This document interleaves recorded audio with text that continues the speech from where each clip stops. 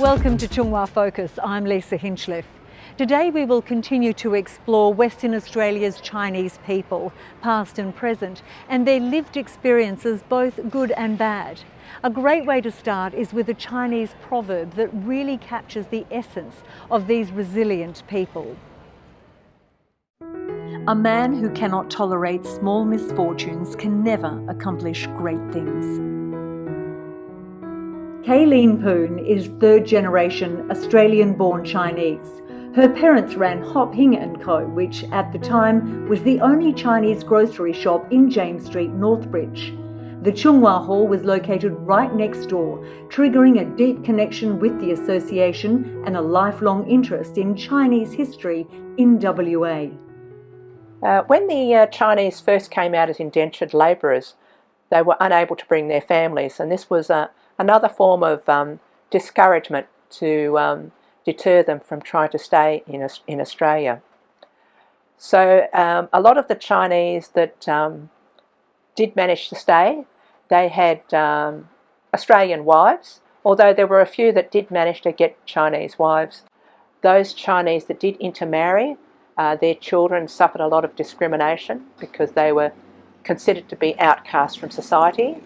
And even the women themselves who married the Chinese men were often treated as though they were vagrants, and a lot of them were disowned by their families. And there have been a couple of photos I've seen of families where there's been a hole cut out, and it's where the head of the Chinese person was. They've cut that person out of the picture. The discrimination and isolation suffered by migrant Chinese at that time led to the formation of the Chung in 1909. The association's main aim was to look out for the welfare of the Chinese community, which back then was mainly men, many who were living out their final days far from family and loved ones. The Chinese were interested in pearling industry. One of my great uncles ended up coming across from the Northern Territory and starting a small pearling business in Cossack. When the pearlers and graziers saw the Chinese were doing this, they lobbied the government, and the Pearl Shells Fisheries Act was enacted.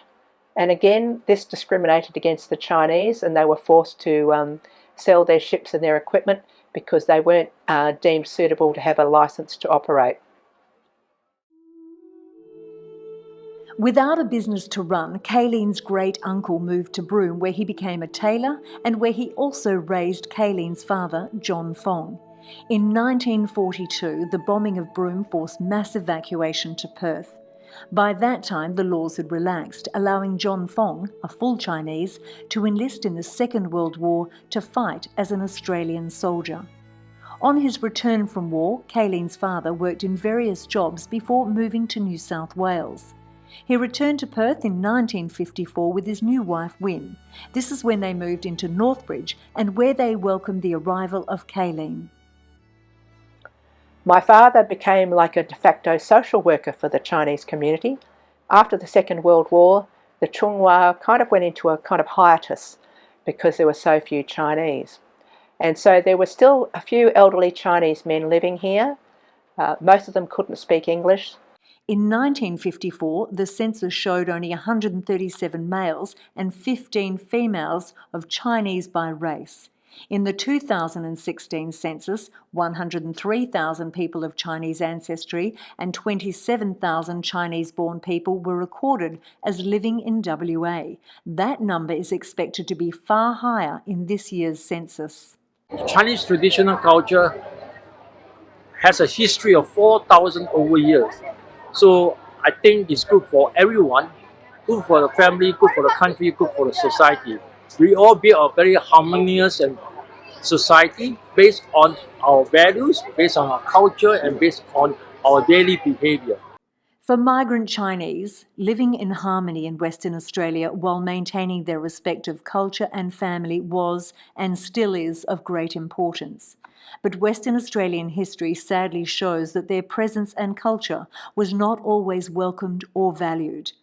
Well-respected past president of the Chung Association, Dr. Eric Tan, experienced this firsthand.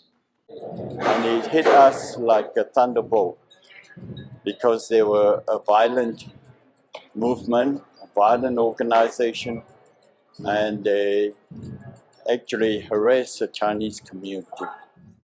Dr. Tan is referring here to the formation of the Australian nationalist movement led by the notorious Jack Van Tongeren.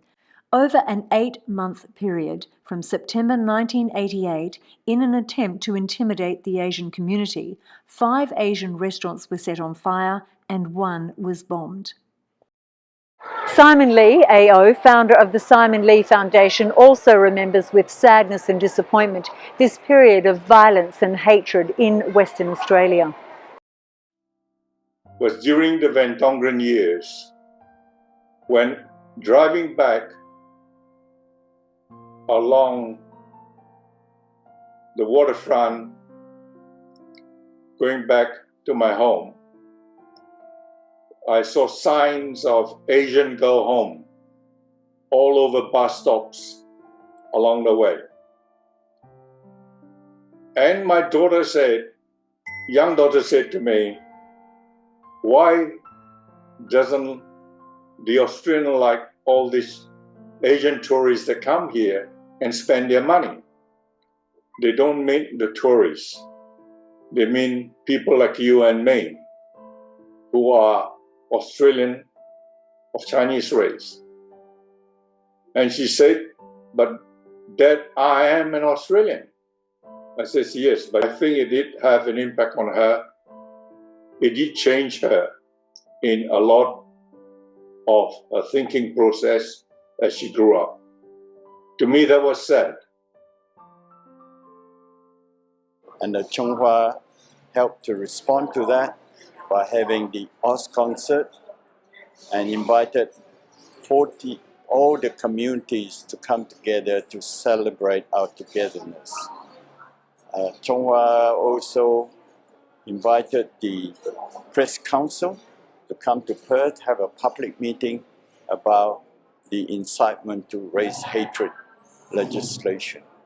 And indeed, we managed to get through Parliament such a legislation, and we were second in Australia to succeed in achieving that. People who don't understand China or have questions about Chinese culture, go open your eyes. If you can, go over to China and visit China. It is an amazing place. Every time you go, it's different because the pace, the sophistication, the technical advancement is much more impressive than going to somewhere like, to go to Shanghai is more powerful, more impressive than going to New York.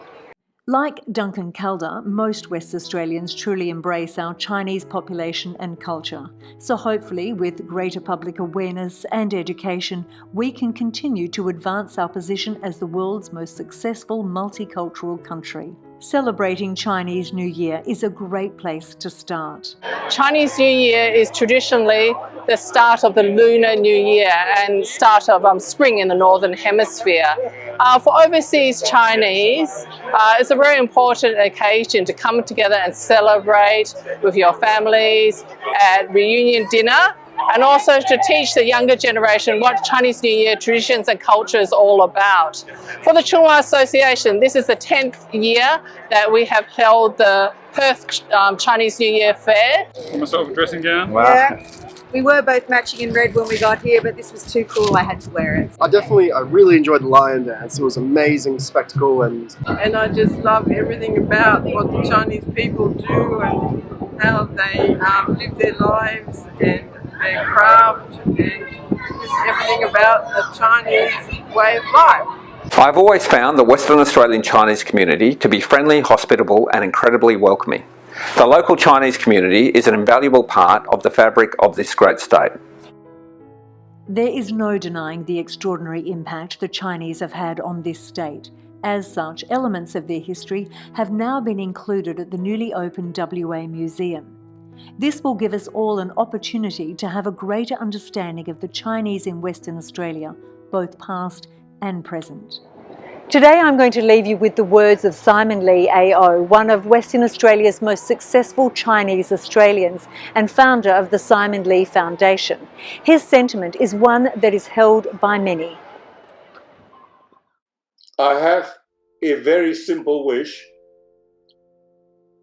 and a hope to look forward to the day when all of us who are Australian citizens, just as an Australian rather than a Chinese Australian,